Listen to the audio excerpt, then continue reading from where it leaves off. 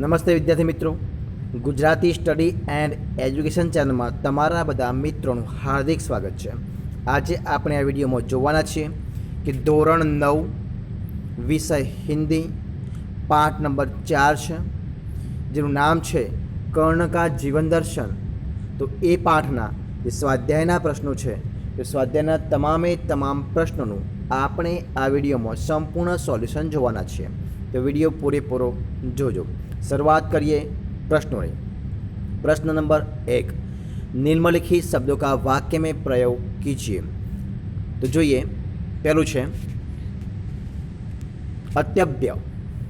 તો એનું શું થાય?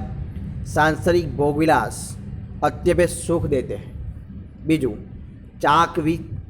चाकचिक्य. तो देहाती मित्र मुंबई की चाकचिक्य पर मुग्ध हो गया. कनकाब. तो જોઈએ राजमहल के कनकाब शिखर हमारा ध्यान आकृष्ट कर रहे थे. चौथों तपक्षीण. तो सांप के प्रभाव से मुनि तुरंत तपक्षीण हो गए. पांचवों क्लेश. पुत्र के अनुचित व्यवहार से पिता को बड़ा क्लेश हुआ. छठों झंझावात. तो बर्फीले झंझावातों में भी सैनिक देश की रक्षा करने में डटे हुए हैं. फणिबंध. पता नहीं संकट के इस फणिबंध से हमें कौन छुड़ाएगा. है मित्रों, जो प्रश्न नंबर बीजो 1-2 वाक्यों में उत्तर लिखिए. पहला प्रश्न, वैभव से क्या प्राप्त होता है.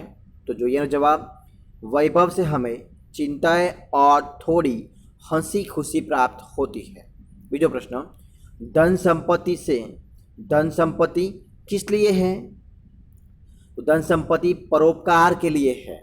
तीजो, सुख समृद्धि के अधीन मानव का क्या होता है. तो सुख समृद्धि के अधीन मानव का तेज प्रभाव दिन प्रतिदिन क्षीण होता जाता है. चौथो, फणिबंध से कौन छुड़ाते हैं. तो फणिबंध से गरुड़ जैसे साहसी और वीर पुरुष की छुड़ाते हैं. वीर पुरुष ही छुड़ाते हैं. प्रश्न नंबर 3, निम्नलिखित पंक्तियों का भावार्थ लिखिए. तो જોઈએ આપણે पंक्तियों કઈ કઈ છે. तो અહીં પહેલું જોઈએ कि वैभव विलास की चाह नहीं, अपनी कोई परवाह नहीं, बस यही चाहता हूँ केवल दान की देव सरिता निर्मल, करतल से झरती रहे सदा, निर्धन को भरती रहे सदा. तो जो એનો આપણે ભાવાર્થ એટલે કે જે પંક્તિનો ભાવાર્થ જોઈએ તો શું થશે. कर्ण श्री कृष्ण से कहता है, हे केशव, आप मुझे राज्य देने का लालच दे रहे हैं, परंतु मैं वैभव विलास का जीवन पसंद नहीं करता. मुझे कोई चिंता नहीं है, मुझे दान देने में रुचि है, इसलिए मैं चाहता हूँ कि मैं गरीबों को हमेशा दान देता रहूँ और उनके दुख दूर करूँ. यही इस पंक्ति का भावार्थ है. दूसरी पंक्ति क्या है देखिए. मैं गरुड़ कृष्ण, मैं पक्षीराज, सिर पर न चाहिए मुझे ताज, दुर्योधन पर है विपद घोर, सकता न किसी विष किसी छोड़, रणखेत चाटना है मुझको, अहिपास काटना है मुझको. तो जो यह पंक्ति पर भावार्थ तो जो यीशु है, कर्ण श्री कृष्ण से कहता है कि इस समय मेरी स्थिति गरुड़ पक्षी के समान है, मुझे राजमुकुट नहीं पहनना है. इस समय दुर्योधन भारी संकट में है, युद्ध रूपी नागपाश ने उसे जकड़ रखा है, मुझे दुर्योधन के इस नागपाश को काटना है, दुर्योधन को युद्ध में विजय दिलाना है, मुझे गरुड़ की तरह अपना दायित्व निभाना है. ये इस पंक्ति का भावार्थ है. जो प्रश्न 4, टिप्पणी लिखिए. कर्ण की अभिलाषा. तो जो ये कर्ण दानी पुरुष है, वह प्रतिदिन जरूरतमंद लोगों को दान देता है, उसे राज्य पाने की इच्छा नहीं है, वैभव पाकर भोग विलास बिना उसके स्वभाव के विरुद्ध है, वह दयालु और उदार वृत्ति का है, गरीबों के प्रति उसके मन में करुणा है, उसकी यही अभिलाषा है कि वह अपनी दानवृत्ति से निर्धनों का दुख दूर करता रहे. बीजू कर्ण का मित्र धर्म. तो જોઈએ એના વિશે. तो कर्ण का जीवन अन्याय और अपमान से भरा हुआ था. दुर्योधन ने सम्मान दिया और मित्र बनाया. कर्ण उसका उपकार कभी भूल नहीं पाया. युद्ध से पहले श्री कृष्ण उसे अपने पक्ष में लेने गए।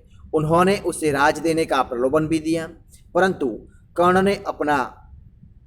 ने उसका अस्वीकार कर दिया। उसने दुर्योधन का साथ छोड़ने का स्पष्ट इनकार कर दिया। इस प्रकार कर्ण ने दुर्योधन की प्रति अपने मित्र धर्म का पालन किया।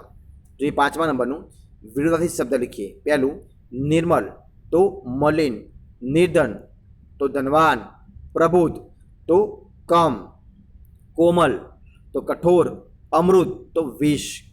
प्रश्न नंबर 6, निम्नलिखित शब्दों के समानार्थी शब्द कोष्टक से ढूंढकर उन शब्दों का वाक्य में प्रयोग कीजिए। कौन कौन सा है देखो। सुखोपभोग, हथेली, प्रचुर, दरब, आंधी, पानी, गरल और चट्टान। इनमें से ढूंढकर लिखना है और सारे जो शब्द हैं उनका वाक्य में प्रयोग करना है। देखिए पहला है सुखोपभोग, तो उसमें क्या आएगा, विलास। ठीक है, तो देखिए वाक्य प्रयोग, राजा सदा विलास में डूबा रहता था। बीजू हथेली, तो क्या आएगा, हथेली એટલે करतल। वाक्य, बच्चे का करतल देखकर ज्योतिषी ने उसका भविष्य बता दिया। तीजू प्रचुर, प्रचुर એટલે प्रबुद्ध। वाक्य प्रयोग, वह गांव में रहता था पर उसके पास प्रबुद्ध संपत्ति थी। चौथू दरब, तो दरार। वाक्य प्रयोग, गरुड़ पहाड़ों की दरार में निवास करता है। पांचवू आंधी, तो अंगड़। वाक्य प्रयोग, सारी रात अंगड़ ने कहर मचा दिया। पानी, तो शु आवशे, वारी। वाक्य प्रयोग, सदा स्वच्छ पानी पीना चाहिए। गरल, तो विष। वाक्य प्रयोग, देखते ही देखते सांप का विष बच्चे के शरीर में फैल गया। आठवां चट्टान, तो सैल।